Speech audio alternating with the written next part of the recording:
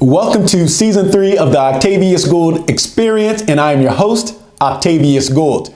Today I am excited to bring to you episode 33 titled Public Speaking Without Fear. The purpose of this episode is to provide you all with tips on eliminating the fear of public speaking to become a more powerful speaker. I will touch on different types of high consequence speaking situations, as well as how to prepare and overcome the fear of public speaking. My friends, over the course of my career, I have met countless people who were terrified or apprehensive to speak up in meetings, share their expertise on podcasts, or articulate a compelling message in front of an audience. In fact, preparing for this episode, I did some research. And I read that 75% of the population has a fear of public speaking. 5% of the world population struggle daily with glossophobia, which is the fear of public speaking. People who fear public speaking typically earn 10% less in yearly salary. And 26% of employers report losing career advancement opportunities due to anxiety with public speaking. Here's one that's interesting. The average person's heartbeat increases by almost 30 beats per minute when public speaking. I also know that entrepreneurs around the world have hindered their business growth at unbelievable clips because they are afraid to be the face of the company in public speaking situations. Think about it. Have you ever refrained from giving a toast or even speaking up in a meeting? Yes, that fear is real.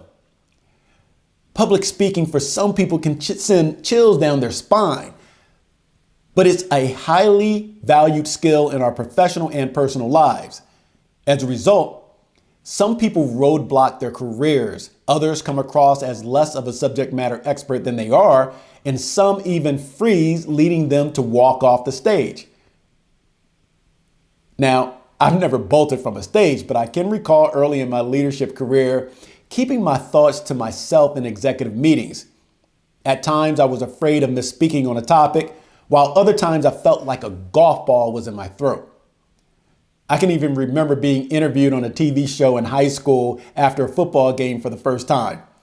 I was so nervous, but I felt that I did a good job. Wrong.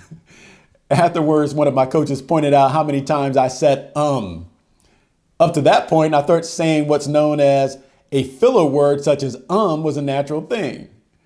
But watching that show a day later, I realized that I took away from my message.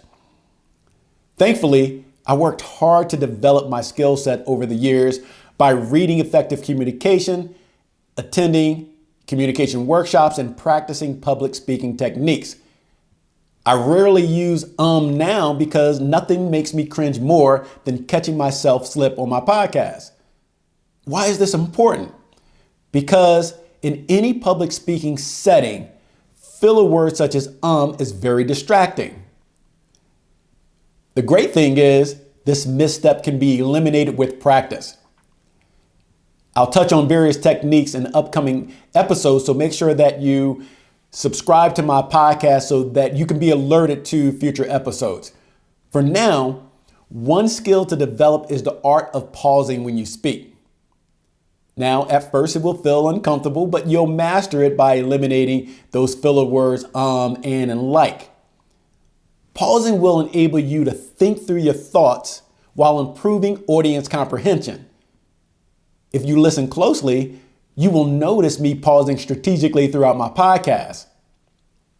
So, what is this public speaking thing all about?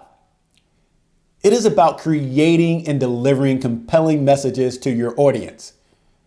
This was normally done more in person, but post-pandemic, it's often done virtually as well.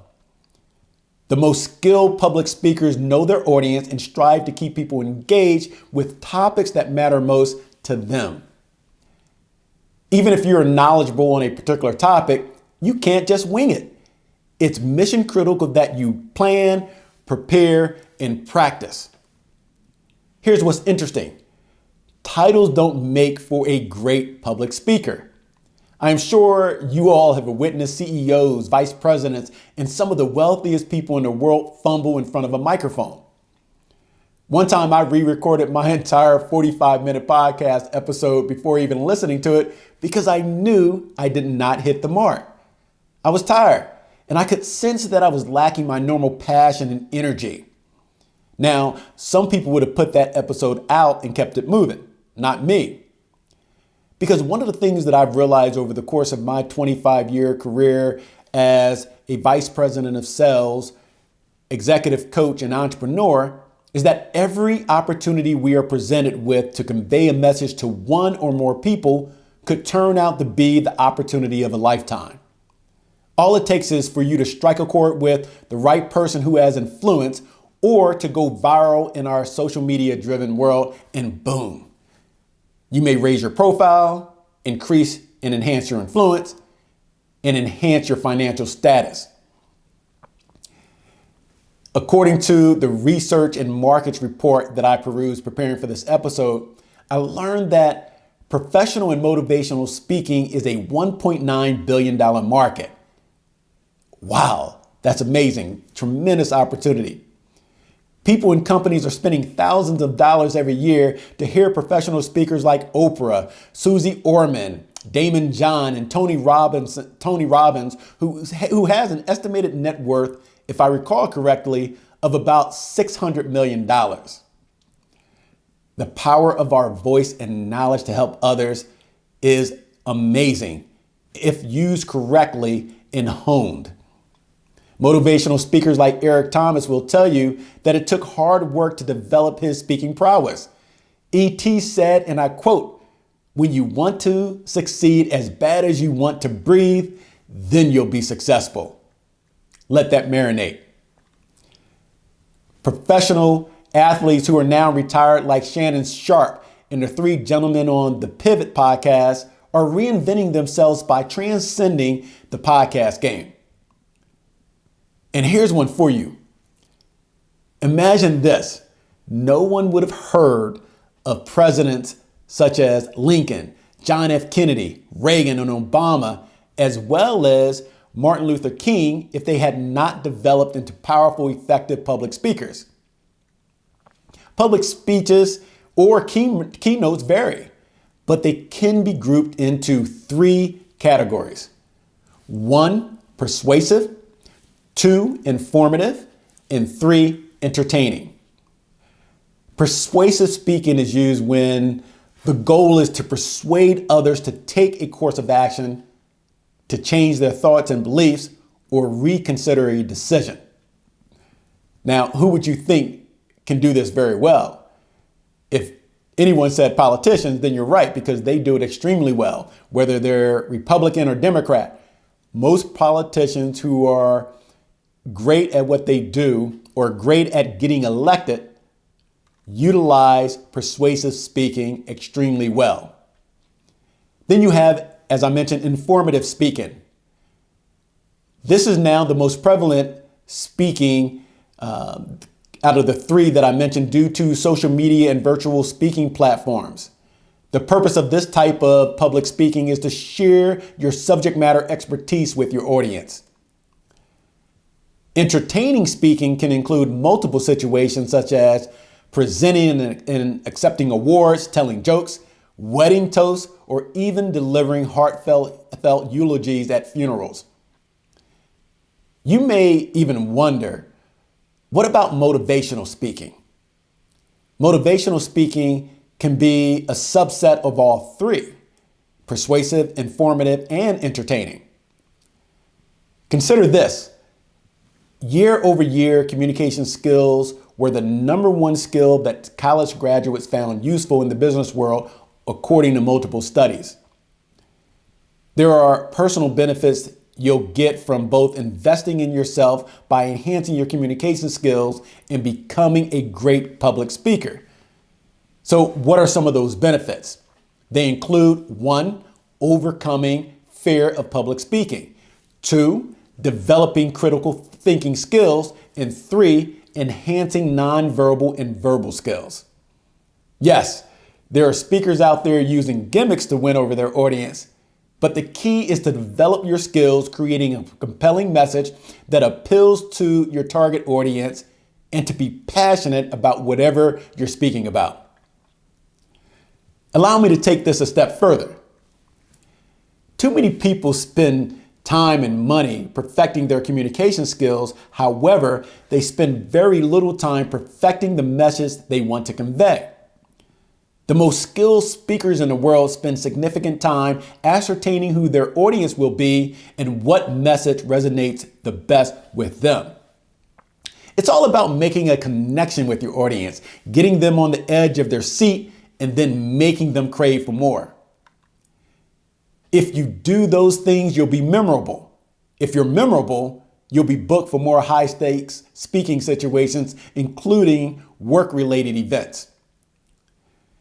Since I don't have a guest on this episode, I had a few people who I am connected to on social media submit questions. So here we go. The first question: how can I improve my fear of public speaking? Oh, that's the big one. I recommend taking an effective communication workshop.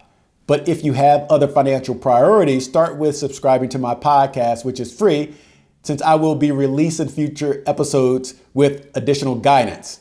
My tips will give you greater awareness and build your self-confidence. For now, develop a relaxation routine before you speak in public. I like to do so 15 minutes before speaking. I'll go to a quiet space and stretch my upper body to release tension. I also breathe in deeply and exhale slowly to release negative energy.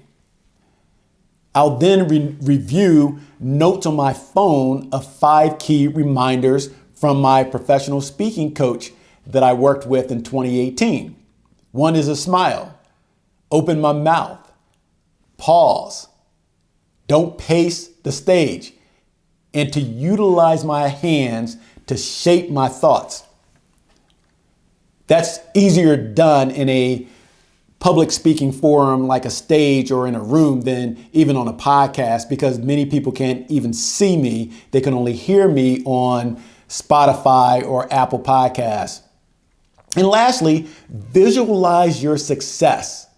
It will give you an emotional energizer. Next question. Should I always use PowerPoints when presenting in meetings or speaking in public? This is a big one. Now, this is controversial because some people will lean on the side of using PowerPoints all of the time, while others will say, in 2024, live on the edge, live dangerously, get away from those PowerPoints and rely on the power of your voice. I am in that category. I think that it's okay to utilize PowerPoints, but don't be over reliant on the PowerPoint. The workshops and coaching I've received demonstrated how to be a more powerful communicator without the over reliance of PowerPoints, as I mentioned. It helped me tremendously. There were times prior to getting that development and coaching where I read too much verbiage straight from the slides or flooded the slides with content. You've been there. You've seen people put up a PowerPoint slide and they have 20 sentences. You can't even read it, especially if you're in the back of the audience. Even if you're on a Zoom call, you can't even read the verbiage. Keep in mind, presentation aids can make or break your message by making it clearer or more difficult to understand. But you can differentiate yourself at times by skipping the PowerPoints and keeping the attention and focus solely on yourself. As I mentioned previously, ascertain beforehand everything you can about your audience and what's important to them, not what's important to you or what you feel like talking about. Then make your presentation or speech more interactive and include some audience participation. You want to keep people engaged. And storytelling is an effective alternative to using PowerPoints. Think about it. Most motivational speakers and even comedians are excellent at painting a picture with verbal and non-verbal communication without using PowerPoints.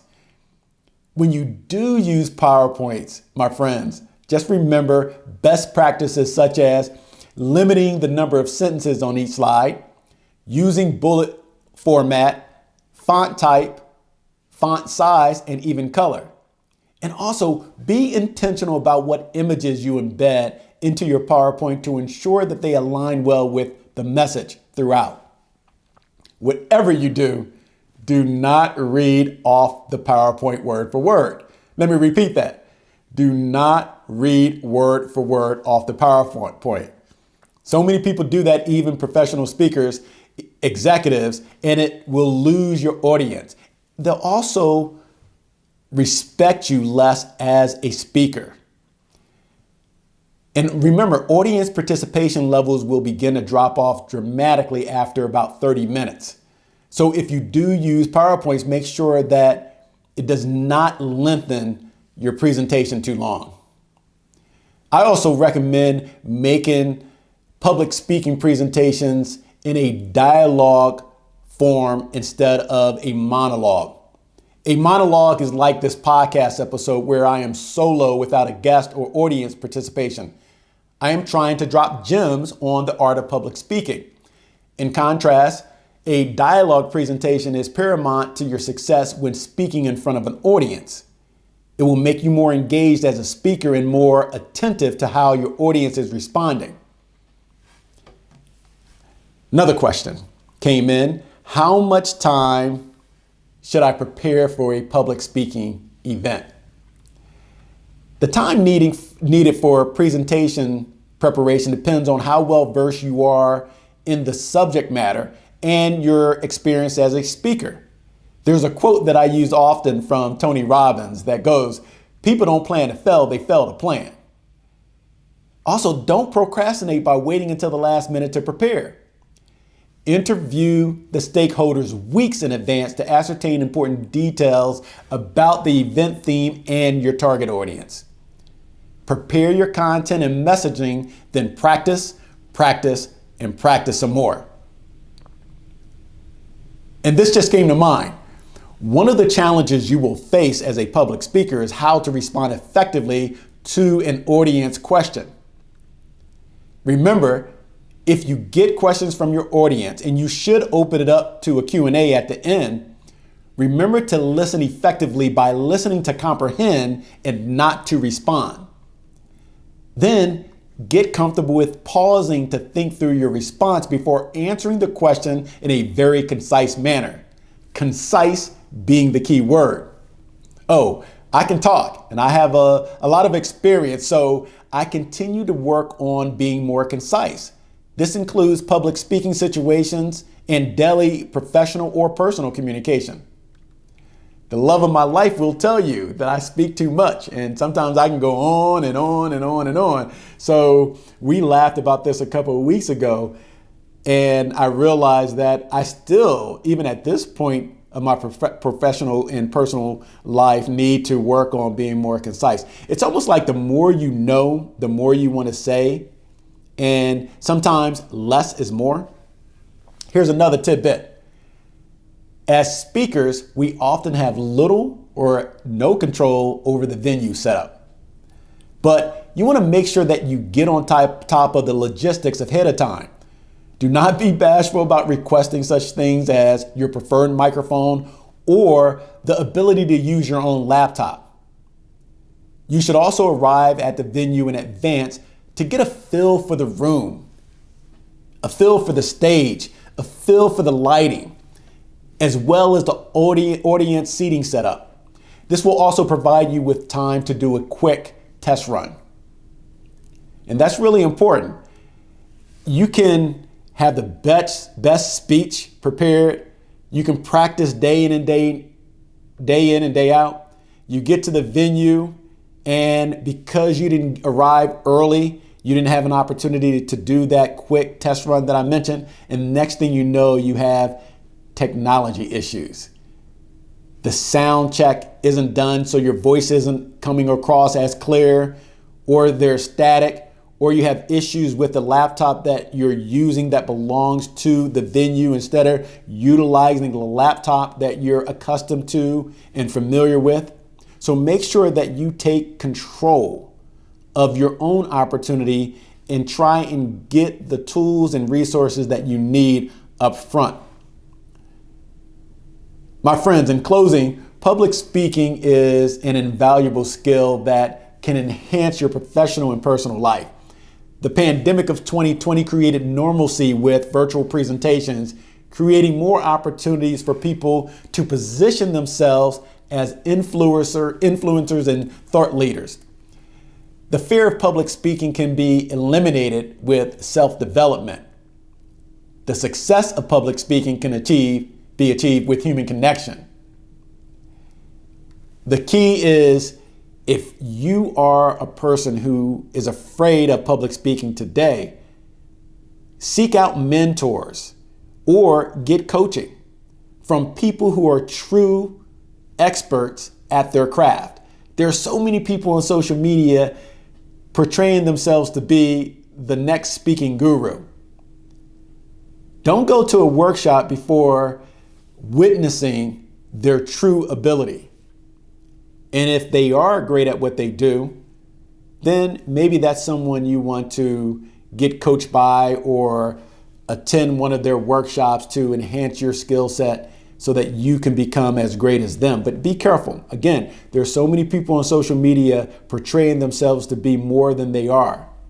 If you need advice on who to go to develop your effective communication or to become better at delivering keynotes or speeches, I have a lot of resources that I can provide to you all. But you first must work on that fear, that inner fear that will prevent you from, one, seeking help, and two, from speaking out.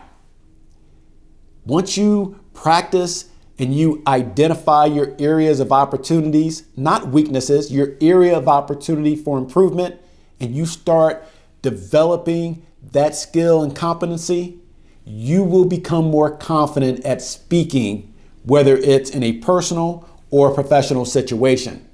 And once you build that confidence and you work on techniques such as breathing and pausing and audience awareness, you'll become great. And when you become great, the world can fall into your hands, fall into your lap, and you can create opportunities once thought to be impossible. Please hit like, share, and subscribe to my podcast now so you can be alerted to future episodes. Thank you all so much. I will see you on the next episode. Carpe Diem.